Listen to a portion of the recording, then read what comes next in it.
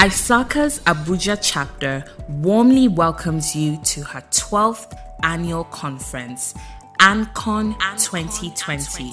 Our theme this year is Accelerating Digital Transformation, the New Revolution. Over the next 3 days, you will connect with industry thought leaders, improve your knowledge, and grow your network. Join us online daily from 9 a.m. to 5 p.m. Visit www.isacaabuja.org for more details and keep up with all conference news by following at ISACA Abuja on Facebook, LinkedIn, and Twitter. ISACA, advancing IT audit, governance, risk, privacy, and cybersecurity. Hi everyone, and welcome to my session on leadership and career development. My name is Jennifer Oyelade and I'll be leading this session. Just a little bit about me. I'm an international recruitment consultant with over 16 years experience working across the UK, Middle East, and Sub-Sahara Africa. Some of the consultancies I've worked for is ACCA Global in Ghana, Kenya, and Botswana, Mitsubishi Corporation, Jetro, G4S, Bridge International Academies, Itochu, Eric Air International, Afri Global, amongst others. Prior to my starting Trans-Pacific Consulting, I've worked as a senior recruitment consultant for global organizations such as Hayes, Robert Half, and Geneva Health. So I'm hoping that some of the information I share with you today will be impactful. So today we're going to discuss just 7 key points. So one of them is being about key attributes of leadership, CV writing for leadership and career management, interview preparation, strategic career mapping using the horizontal shift, building your professional brand using the Sunday methodology, strategic continuous professional development for the IT governance sphere, and staying relevant. So firstly, I want to touch on the kind of leadership attributes that there are. So there are different types of leaders, and it's very important as a professional that we know which kind of leaders that we want to be. So I've broken them down into 5 key areas. Some of them do overlap, and some of them you can actually be 2 types of leaders in one. So let me start talking about it without further ado. So we have your employee business leader, which is more like your team leader, someone who likes to nurture employees. They'll probably be sitting in positions such as supervisor or team lead, people who actually like to nurture their fellow colleagues in an employee structured environment. Then you have the entrepreneurial leader. So an entrepreneurial leader probably may have started off as a 9-to-5, or even if they didn't start off as a 9-to-5, would have probably worked in an environment that's not less structured, or they set up their own organization. And as a startup, they like nurturing people and being a leader from an SME entrepreneurial type of sphere. So you have entrepreneurial leaders that are very big in the entrepreneurial market, how to establish various businesses and pioneer them moving forward. So you've got the kind of entrepreneurial leader.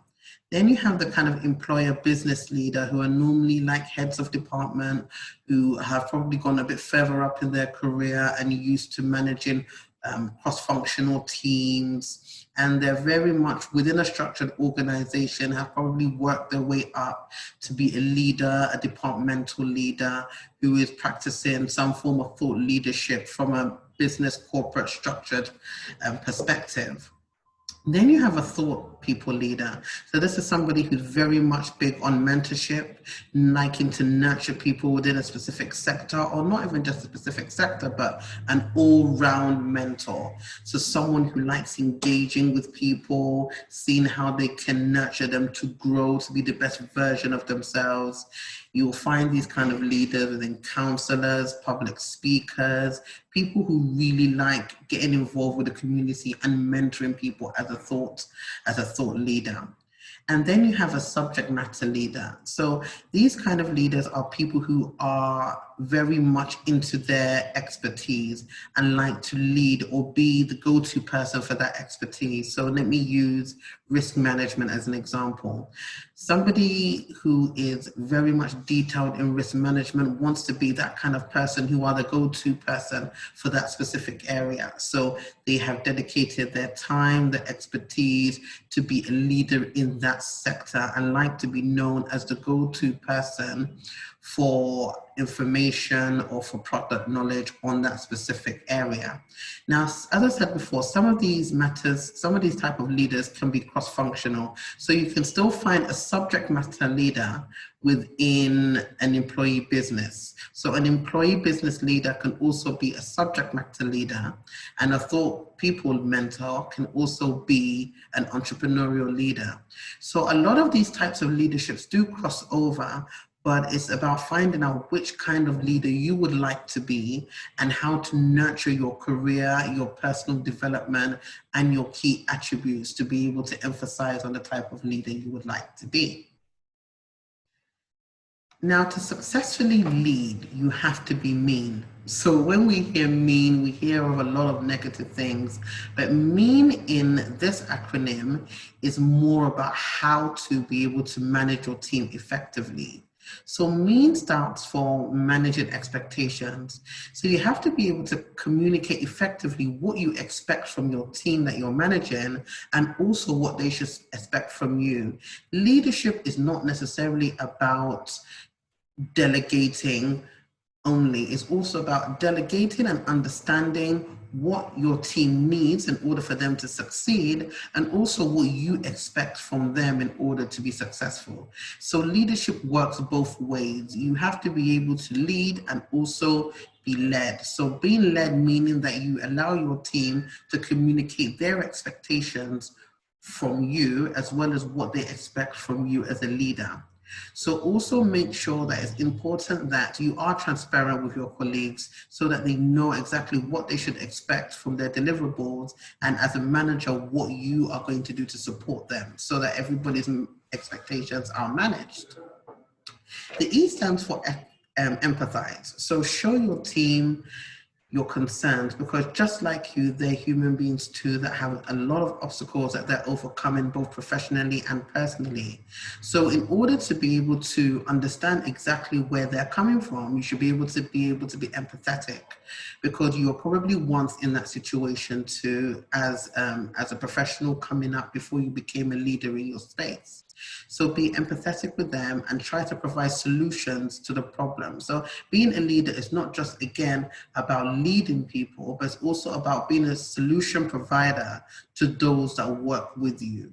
So as much as being a leader, you have to be a problem solver to empathize with that problem and provide a solution. So always try to be empathetic with your employees or the people you manage. A stands for appreciate and applaud. So acknowledging the success of your team is very important. From the small wins to the big wins, people like to feel appreciated for doing a good job. And this could be in form of employee of the week, employee of the month, going home early, just some form of recognition to show your team member that you appreciate their hard work. What it does for every employee is to engage them enough to do more. They will feel appreciated that their hard work has not been in vain and they're being recognized for their efforts. So it also drives a positive atmosphere within a team when they're applauded for the good work that they do. And the N is for nurturing. So as a leader, as much as you are leading your team, you're also nurturing your team to be better.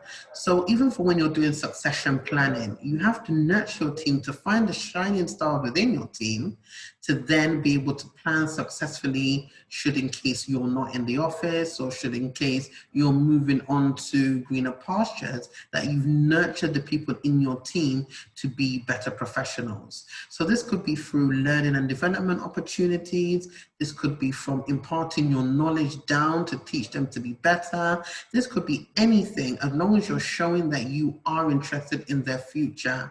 I think a lot of mistakes that some managers make is they believe it's just to lead, but you not only need, you need to nurture.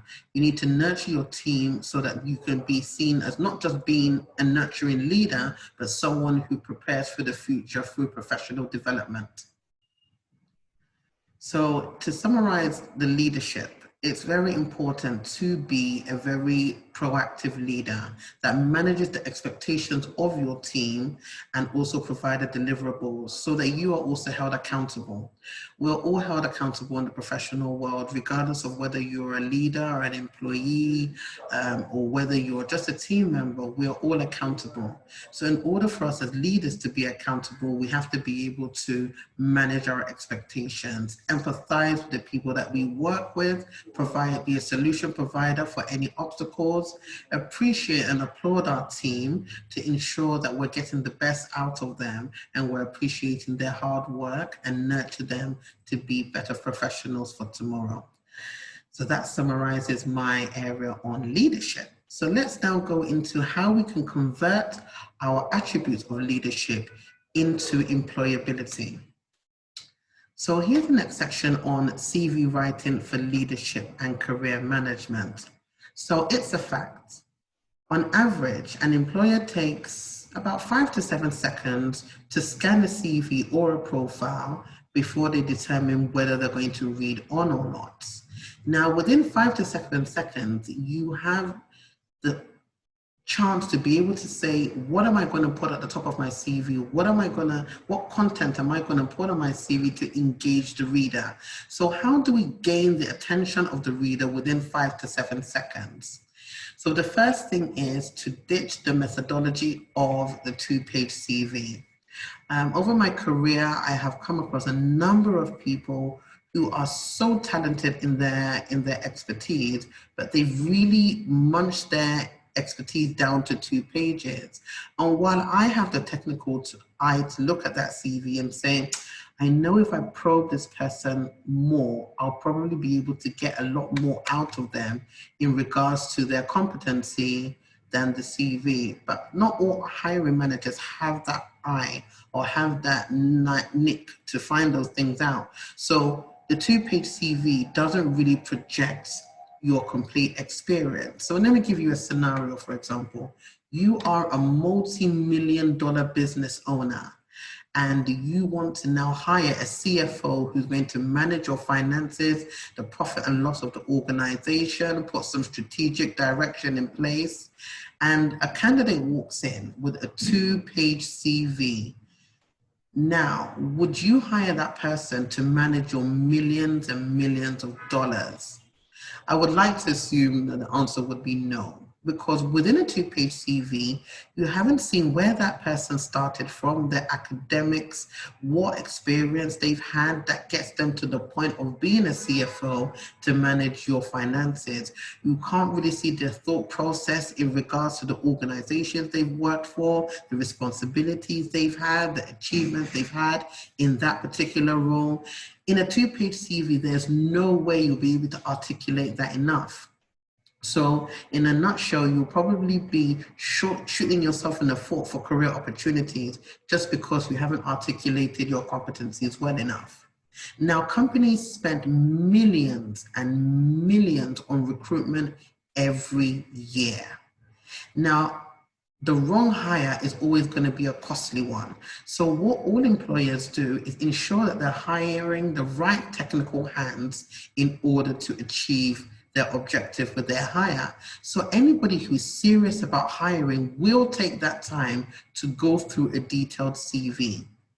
A lot of people who ask for 2-page CV is because they're probably just looking for the key details enough to quantify a hire. But somebody who's seriously hiring and really wants the best hands will take the time out to read a detailed CV. So don't shy away from a detailed CV. If you have those expertise, don't be afraid to detail them enough, showing your competencies.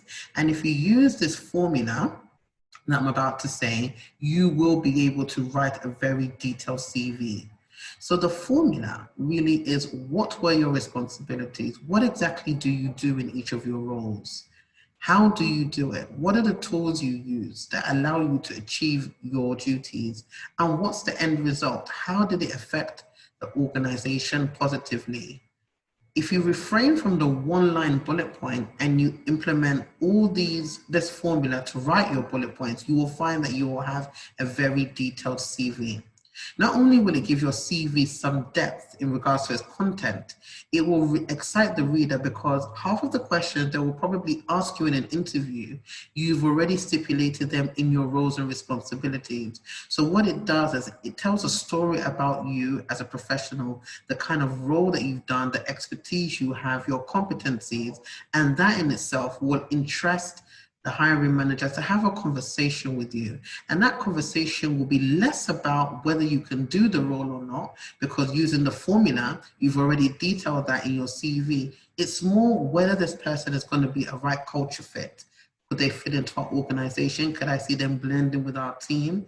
It will be probably 60% about whether you can blend into the team, and then 40% about your competencies, because you've already established your competencies on your CV. So when you're writing your CV, always be sure to state exactly what your key competencies are and your experience. Even if you're an entry-level candidate, you still have experience, because probably in university you were part of whether the debate team, maybe you were head of treasury, whether you had some kind of activities you did in school, whether it was volunteering, whether there was mentorship. All of those experiences are valid. So sometimes the things that we leave out of our CV are the key things that employers are looking for. So don't be afraid to include all details in your CV. Even as an entry-level candidate, you do have experience. Not all experience will be paid experience. Even volunteering is considered as experience. Internship is considered as experience. And if you use this formula, you will find that even as an entry-level candidate, you can still produce a CV that's more than 2 pages. So from a leadership perspective, also, if you manage teams, always be sure to put the kind of teams you manage. So if you manage cross-functional teams, make sure that you stipulate that in the role. If you manage a team of 6, 7, 5, 2, 1, always be sure to mention the size of your team, because what that gives the employer an insight to is, can she manage the kind of team we have in our organization? Or for her to be able to, or her or him to be able to manage this type of team means that they have good people skills management. So always make sure that if you're already operating at a leadership level, mention the team you have and the size of the team and the teams you manage. This just gives the hiring manager a deeper insight into your competencies as a leader. But in summary, your CV should tell a story about you. By the end of reading a CV, the reader should know as much as they can about you on paper, and the rest will be down to whether you'll be a good culture fit or an organizational fit. So take your time on your CV, make sure that it is as detailed as possible, and it highlights your career in the direction that it wants to go for future professional development. So now we've talked about the perfect CV, how to articulate your CV, how to make it presentable for employability. Now we've got the great CV out of the way, how do we prepare for interviews? Now, preparation is key. As I always say, you never get a second chance to make a first impression. While we've articulated your experience on paper, it's time to now do a thorough research on the organization in which you are interviewing for. So now, the kind of topics you should look at when you're preparing for an interview, I've kind of detailed a few of them below. So look at the company turnover. Now, the company turnover is quite important because you want to know exactly what the financial stability of the company is. Have they been profitable? If they haven't been profitable, what are the areas that they haven't been profitable in? It also gives you an idea on the stability of the organization and where they're looking to go. So company turnover is a good place to start your research, so that even when you're conversing with the interviewer, you can refer back to your financial knowledge of the organization. It also helps from an accounting perspective that you have a rough idea of the numbers as well. So that's a good place to start. Then look at their current successes. What kind of successes has the brand had over the last year, 6 months, 2 years? It shows that you have a very good interest in the organization and not just somebody who is looking for a job. Knowing their current successes also shows the employer that you follow their organization, you study them, you've actually taken your time to find out where they have excelled in their industry. So always try to Google their current successes. Now, company turnover, current successes, these are things that can be found on the web. Thank God for technology. These are information that we can have access to on the web. If it's organizations that don't really have that information on the web, then see who you can find, check through your network for anybody who has a bit of knowledge on the company, just to sharpen your tools a bit. Another area is the hiring manager and the organizational structure. Now, thank God for LinkedIn. Now, a lot of professionals, if not every professional, is on LinkedIn. And getting a background on the hiring manager, again, shows that you've done your research. It also shows how you can engage the hiring manager based on what you know about their profile. In some people's profile, they put the kind of people they follow, the kind of organizations they've worked with. So use your information about the hiring manager to find a common ground when you're in the interview. Find that information to find if there's any way you can build a rapport based on your research on the hiring manager. The best thing in every interview is to build a rapport. So any information you can find about the hiring manager in order to build that rapport would be great. Now, the organizational structure. Sometimes you might not be able to find that online, but by looking at generally the scope of the organization, its size, you can get a general feel of the kind of culture, or shall I say, where your role would fit.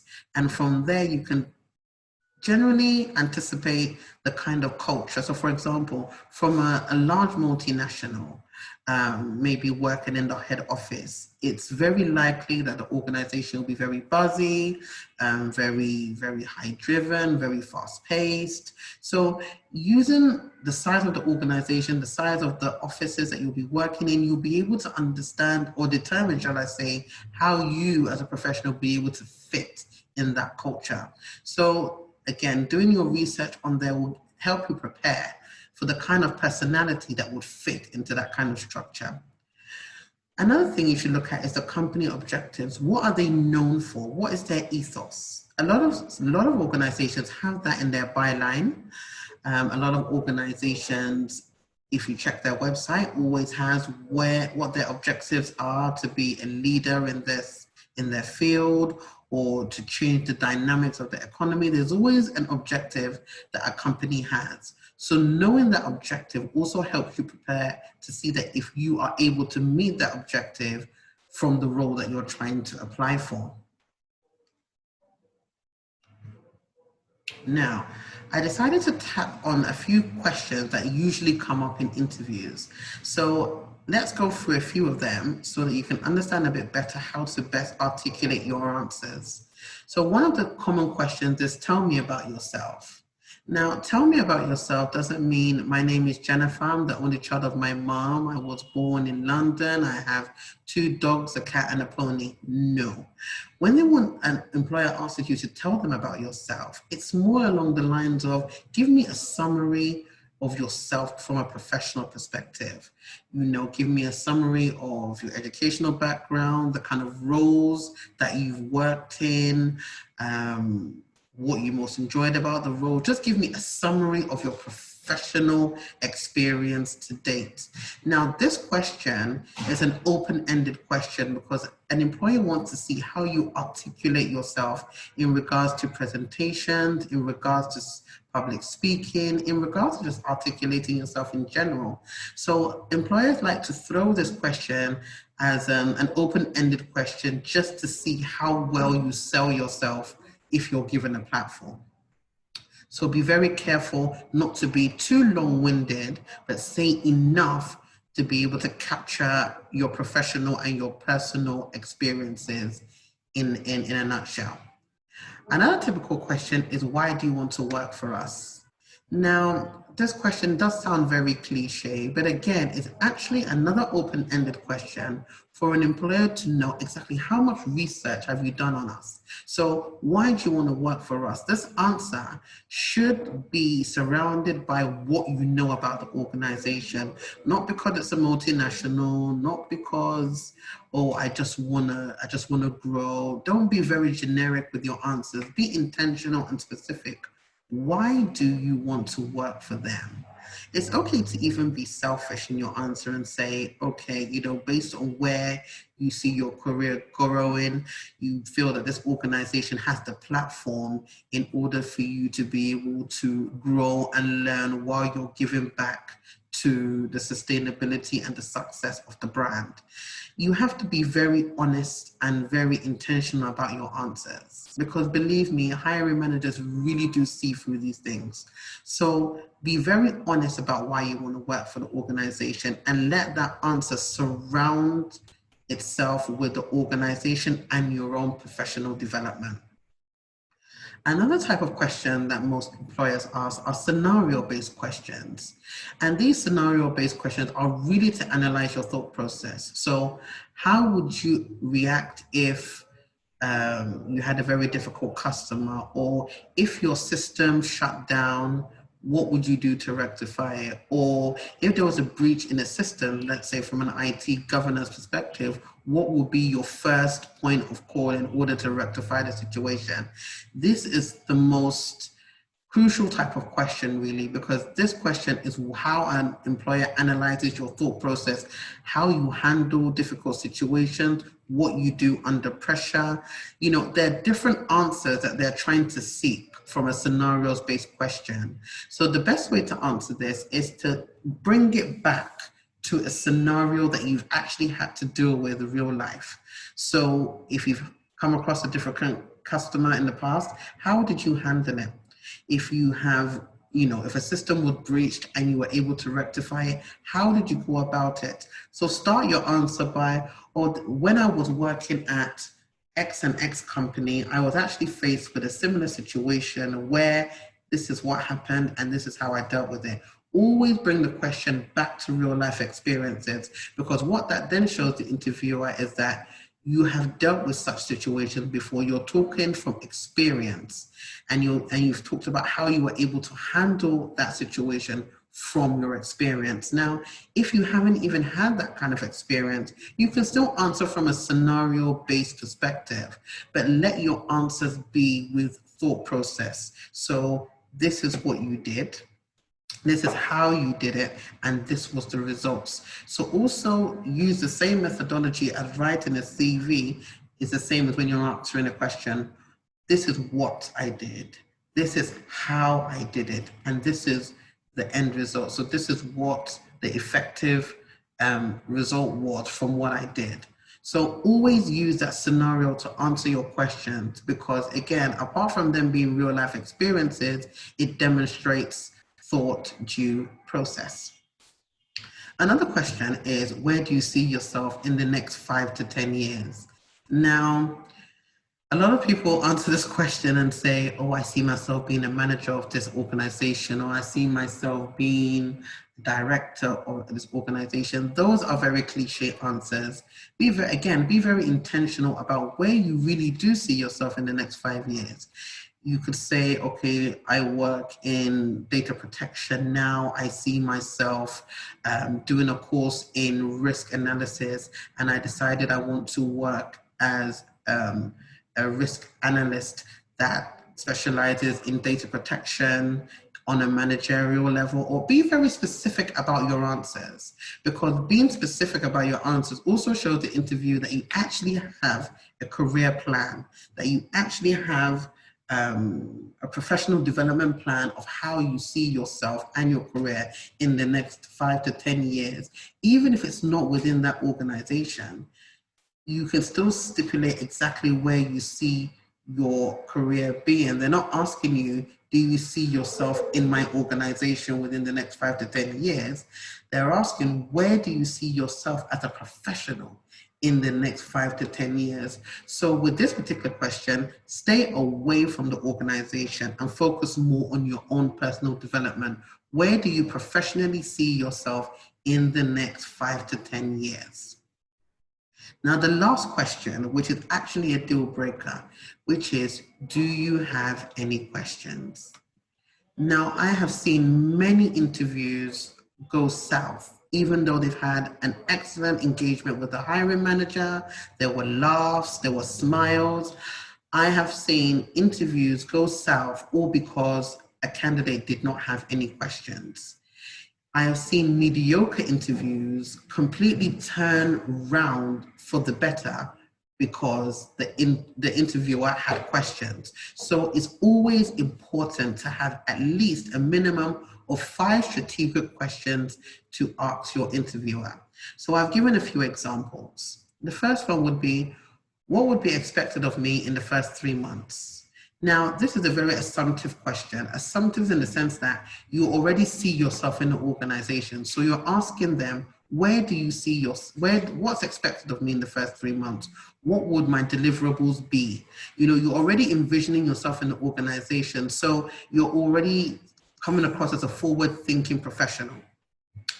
Then what methods does the organization use to evaluate performance and how is it rewarded? You're subliminally telling your interviewer that you are somebody who excels and you want to know how your performance will be managed. So in that regard, you're already telling the interviewer that I'm going to be a high performer and I want to know how my high performance will be rewarded. Are there any professional accreditations given, or are there any advantages to my hard work? What are the rewards going to be? So you're already showing them that you're going to be a top performer by asking about the rewards for your performance. Now, another question is, what are the characteristics of someone who would succeed in this role? Now, this is basically just asking the hiring manager is, what are you looking for in your next hire? What are the characteristics you're looking for? And that that's an open question for them to tell you more about the kind of person they're looking for. So you can use that question to capitalize on selling yourself for the interview. Another question is, where do you see the brand heading in the next 5 to 10 years? And how do you keep tabs on your competitor? And also, when you're saying that, mention your competitors' names. So you're then looking at the organization from an employer's perspective. You're putting yourself in the shoes of an employer because you're talking about their brand, meaning you have an interest in their brand. You're looking at their brand from a long-term perspective because you're saying within the next 5 to 10 years. And you've also mentioned their competitors, which means that you've done your research to know who their competitors are in the market. Again, you're showing the employer that you're not just looking for any job, but you're very much interested in this particular brand. Now, what does success look like in this position and how do you measure it? Now, it may sound like that question seems like a question you've asked before, but this one is actually slightly specific. What does success look like is naturally asking them, what are the KPIs? What are the key performance indicators that you will then consider a success? So this is not just within the first 3 months. How does a top performer be noted as a top performer? What does success look like? Again, you're asking the interviewer to talk more about the deliverables so you can use that information again to further sell yourself as an employee of choice. Another question is, what specific challenges are you facing this financial year? And what specifically will this role do to manage that risk? So this is like a 2-part question. You're asking them what kind of issues have they faced, not just financially because of the situation we find ourselves in now, but generally what kind of financial restraints has the brand had from a consumer perspective, from a service provider perspective, and how have they been able to manage that challenge? And based on the role that you are now interviewing for, how does your role then affect the remedy per se. So again, you're thinking as an employer who is already in the business and looking for ways to maximize and eradicate, shall I say, the negative aspect and maximize opportunities. So that's you again thinking not as an employee or as a candidate, shall I say, you're thinking more as somebody who's already on board. Another question you want to ask is about professional development. So every employer likes someone who likes to professionally develop themselves. So in that case, what an employee likes is, okay, I've come into this organization. I don't just want to be a 9-to-5 employee. I want to further myself. Is there any professional development opportunities available to me for furthering myself? So while I believe that an organization can do this, I also want to professionally develop myself. But asking them this question is showing them that you are open to professional development, which will then give you more responsibilities as an employee because you've opened that door for professional development opportunities. So definitely let them know that you are open to professional development opportunities because you see yourself furthering yourself, not just as a professional, but as a leader in your field. Now, these are just a few questions you can ask, but in general, make sure you answer questions, or should I say ask questions that focus on the future of the organization, and also ensure that your questions are centered around the role you're interviewing for.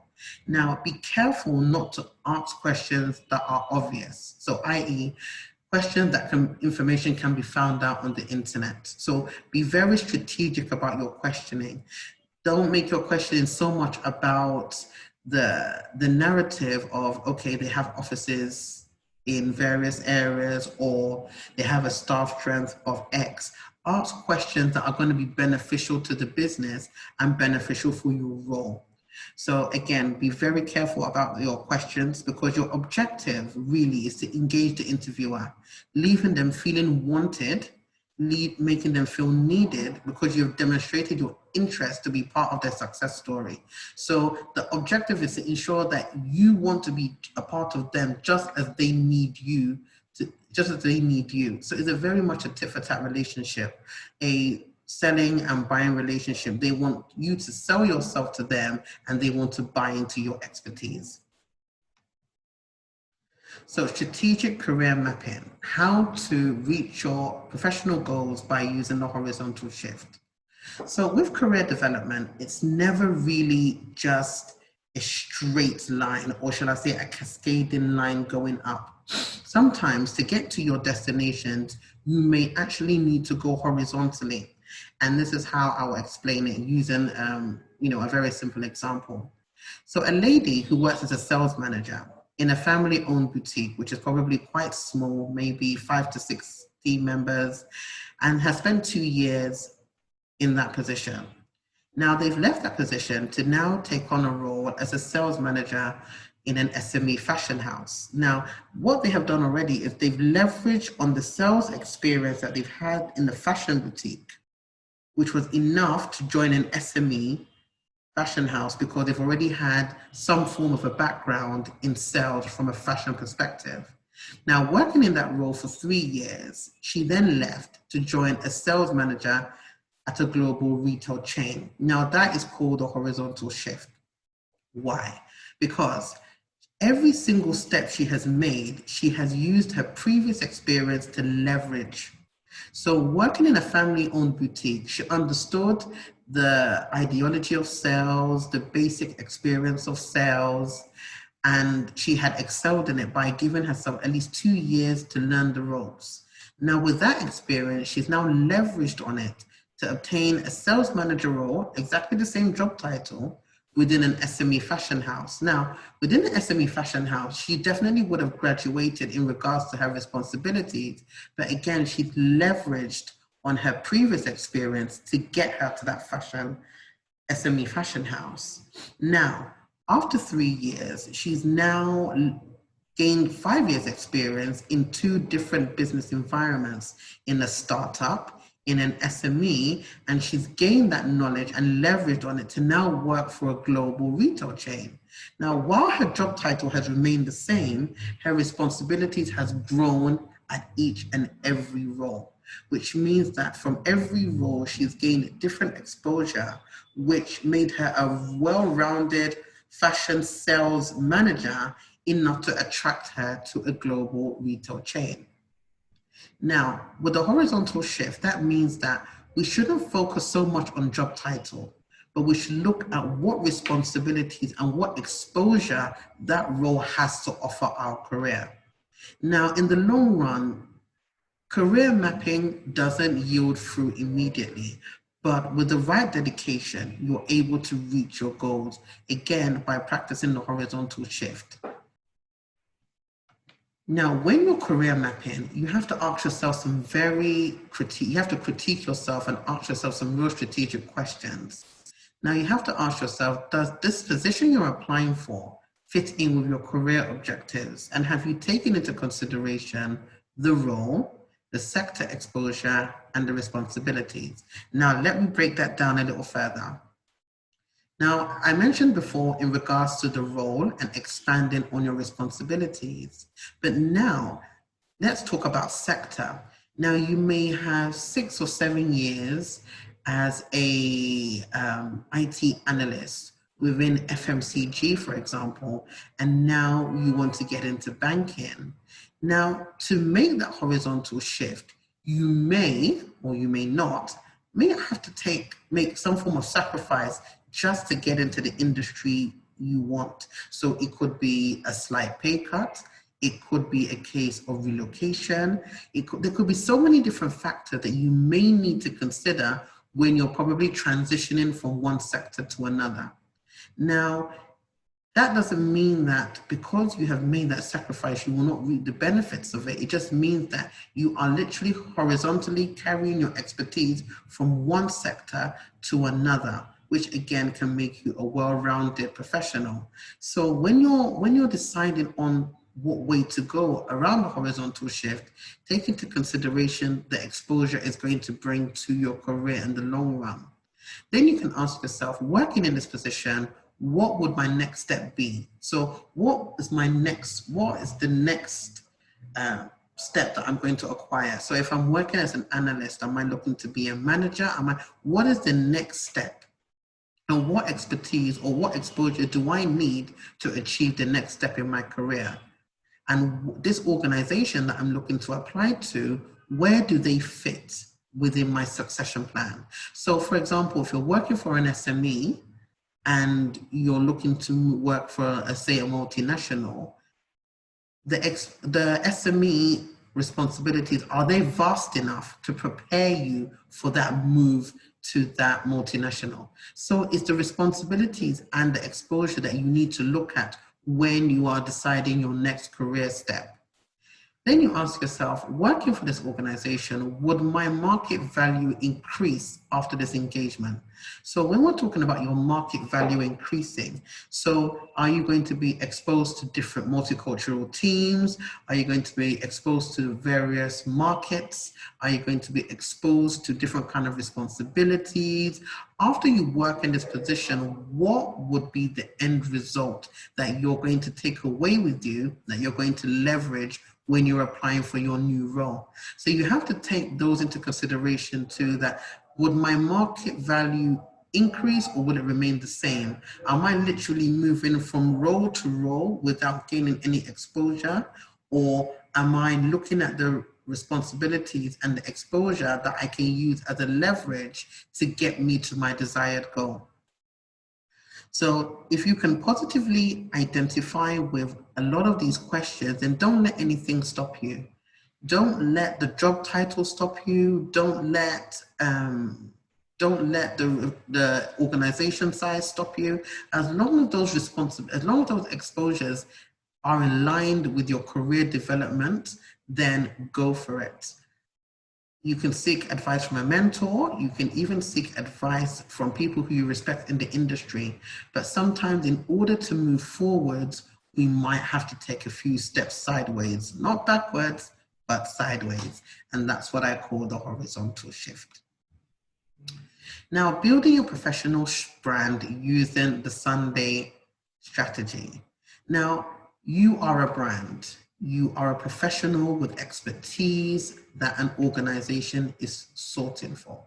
So you are a brand, you are a Coca-Cola, you're an Indomie, you're a Samsung, you are a brand because you have something to give to the economy. So you need to market yourself as such if you're trying to strategically position yourself for opportunities. Now, strategically positioning yourself both online and offline using technology. These days, we have so many professional networking sites that we can leverage on to strategically build ourselves. So my favorite platform is LinkedIn. I love LinkedIn. I have met a lot of amazing professionals on LinkedIn. I have done a lot of successful businesses and projects on LinkedIn. And with a platform that has over 690 million professionals, you're rest assured that along the way, you will strategically make relationships that will help you reach your professional goal. And this is how you can do it using the Sunday strategy. S is for sharing knowledge. So be known as a giver, not always a receiver. Share knowledge as much as possible because really you don't know who could be listening, who could be looking. Now, both online and offline, as long as you're known as a thought leader that shares, you will always have people who are coming to you for your knowledge, for your expertise. Now, sharing offline also can include visiting your old school and talking to students. So maybe you graduated from the University of Lagos or you graduated from, whichever university, going back to that university and speaking to the head of the department and say, look, I was once a student of this university. I would love an opportunity to come and speak to your students about the corporate world, about what I've learned over my career and the things that they should focus on. Find various topics that you could believe that could be relevant to today's market and go back to the school and impact your knowledge. Could be formed as part of your CSR and giving back. And this is also showing that you are not just a thought leader, but someone who's sharing knowledge in a way to build up your professional brand amongst your peers, amongst your academic alumni. Another thing you can do is host free webinars with platforms such as Zoom, Skype. You have a lot of free platforms that you can utilize to share your knowledge on a larger platform. You can liaise with your fellow professionals in your sphere and say, let's have a guest speaker, let's educate people on various topics because we never stop learning and sharing knowledge. At the same time, you will gain knowledge for people who sign up for your webinar. Knowledge is something that is free and should be shared. And again, you're building up your professional space online for people knowing you as a thought professional, a thought leader who likes to impact their environment and their community and give back. Another one is also understanding your audience. That's you. So understanding your audience, meaning that anything that you're strategically doing to build your brand, both online and offline, should have a target market. Who are you communicating with? Who are the people who you are reaching out to? The rule when you're building your professional brand, ideally, is to target people who can learn from you. And also write in a context where those who are not actually learning from you are understanding your key competency based on the people who you are addressing. So if you're talking to people who are, for example, in university, the kind of complex topics, or should I say the kind of topics you're talking about, somebody who will probably be a manager or somebody who's more senior than you will be able to understand your intellect and will buy into you as a professional that they would want to nurture or they will want to grow with, or on a better scale, who would want to employ based on the fact that you do give back, you understand your audience, and you're reaching out to the global masses.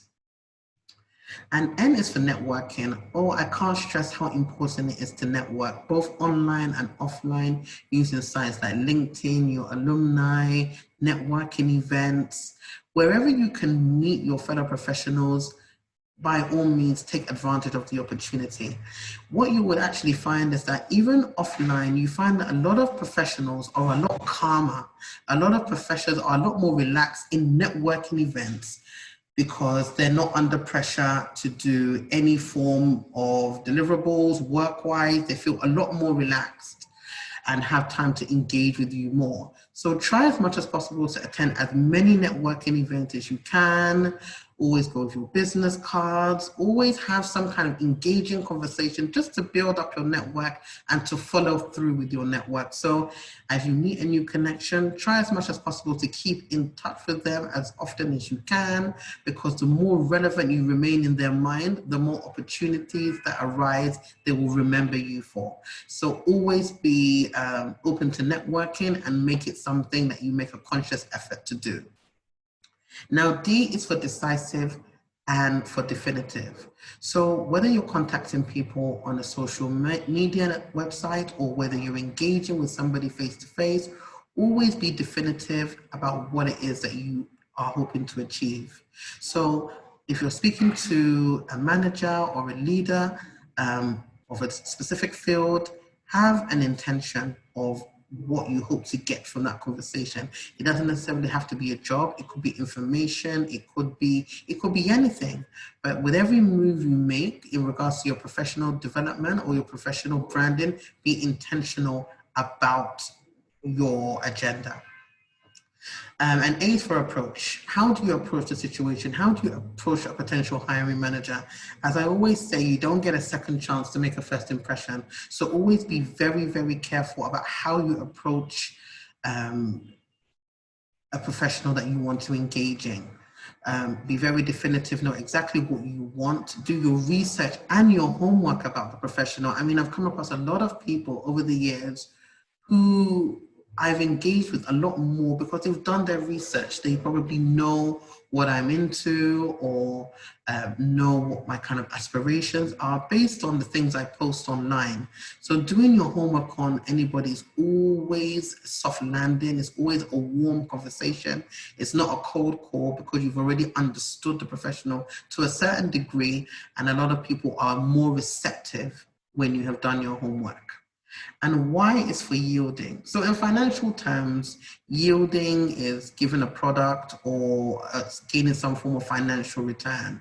Now, yielding in this context is being accountable for your professional development, being accountable for your strategic branding, and being accountable meaning look at the output you've put in and what have you yielded back in return. So if you've contacted 8 professionals or 10 professionals, or you've gone to several working events, or you've participated in several guest speaking events, what did you learn? What can you be accountable for that you can actually evaluate and do better as a professional? So always be accountable for your professional development. So yes, so with what I've said, I've just kind of summarized it in the acronym perspective. So it's sharing knowledge is for S. U is for understanding your audience, who you're trying to target. N is for networking, building your professional brand as always. D is for decisive and definitiveness. So being intentional about who you're talking to, why you're talking to that person, and what the outcome is. A is about approach. So how you engage that professional, your engagement and how it goes. And Y is for yielding, taking accountability for your professional development, taking accountability for the networking you build, and taking accountability for your output in strategically aligning your brand for professional development and opportunities. So continuous development for IT governance. So while IT certifications are great, I believe it goes beyond that when you're trying to build your professional development, because technically, certifications come from a theoretical background, whereas you need the practical to be able to solidify your theoretical knowledge. And in this sector where the market is actually very competitive, you actually need to diversify your skill set within your expertise to ensure that you remain relevant enough to justify your certification. So what do I mean by that? So here's a classic example. If you're an IT security analyst and you have 6 years experience, And you've also decided to complete a course in business intelligence, data analytics, and JavaScript. You will be more attractive as a candidate to me than somebody who is just a certified information systems security professional with 10 years work experience. Now, here's why. The candidate who has 6 years experience has gone to diversify their skill set by adding subjects such as business intelligence and data analytics and JavaScript. Now, what does that do for somebody who's an information security analyst? Now, with data analytics, it means that you'll be able to analyze and quantify data based on your IT knowledge. Then from a business intelligence perspective, you have now married the IT technical side with knowledge of the business. So you've understood how a business works from an intelligence perspective, and you've actually heightened your knowledge on analytics, which makes you a well-rounded professional from an IT systems perspective, because you understand how the IT systems affects the business from your business intelligence knowledge, and you've understood the data analytics to actually quantify that data. And then if I throw JavaScript in there, means that you've learned how to write softwares that will be beneficial for the business and also be beneficial for security purposes. So as a professional, you're more well-rounded. I could use each and every one of those skill sets within the workplace. So again, you're more hireable, you're more employable than someone who's just had a certification and just has 10 years practical experience with no diversity. So the key is for professional development, especially within the IT governance space, is to diversify your skill set as much as possible while staying true to your core. So undergoing courses where allows you to have transferable skills without losing your expertise. So here are some courses that I feel that you can infuse with your current expertise. So again, business intelligence to understand the business side of IT, marrying the technical side with the business side. So that's a great skill set to have when you're trying to fit in from an operations perspective. Data analysis, reporting, and mining, again, is very, very important when you are dealing with various sectors of IT to understand the knowledge. So that's great. Then you've also got business intelligence, business analyst. So that means, again, you can analyze business from a corporate perspective while you're using your technical know-how. And then also you've got people analytics. So you're analyzing the structure of an organization from an IT perspective. And then you have IT maybe from a software development perspective, where if you're learning how to build softwares, that software you build can also detect various different areas of IT governance, from, identifying breaches or, various other different areas within IT governance. Knowing how to script would be an additional benefit. And then project management. I mean, this goes without saying, having project management as an extra skill automatically builds you for leadership, because it means that you can manage projects, manage budgets, manage controls, manage processes. This project management certification makes you a well-rounded professional that is ready for leadership. And again, any courses that focus on operations and business management, which allows you to bridge the gap between IT and corporate business agendas. So how do I stay relevant in the IT governance sector within the next 3 to 5 years? And 10 years, shall I say? Now, I said, as an entry-level candidate, I would say really focus on expanding on your network, build as many connections as you can within your sector and out of your sector, because as you're developing your career, you don't actually know which professionals could be of use to you in your sector. The thing about IT governance is that it sits in various industries. You have IT within finance, you have IT within HR, you have IT within FMCG. So try and keep your network connections and space as vast as possible. Acquire a professional certification or something equivalent. Diversify your skill set with one course that's outside of your core specialisms, like some of the courses I've mentioned. The good thing these days is that there are a lot of free courses that are available. So just try and educate yourself on a topic that allows you to produce some transferable skills.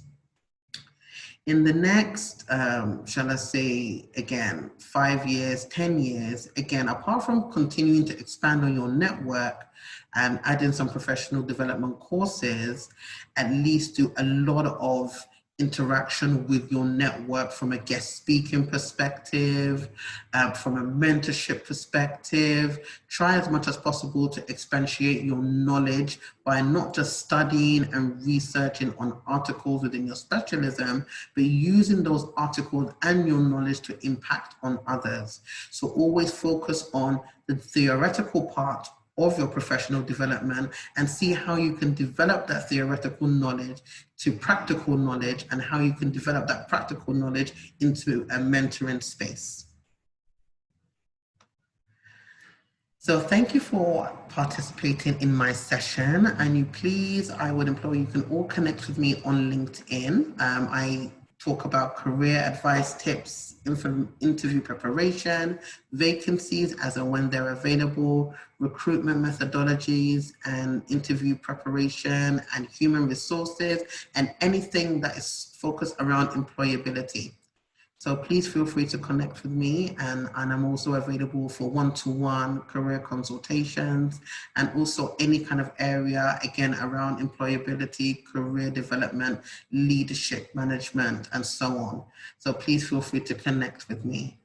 I will leave you with a parting quote that I always use when I'm doing topics on leadership and career development, which is, do not put yourself under pressure. Careers are not rushed, they are nurtured.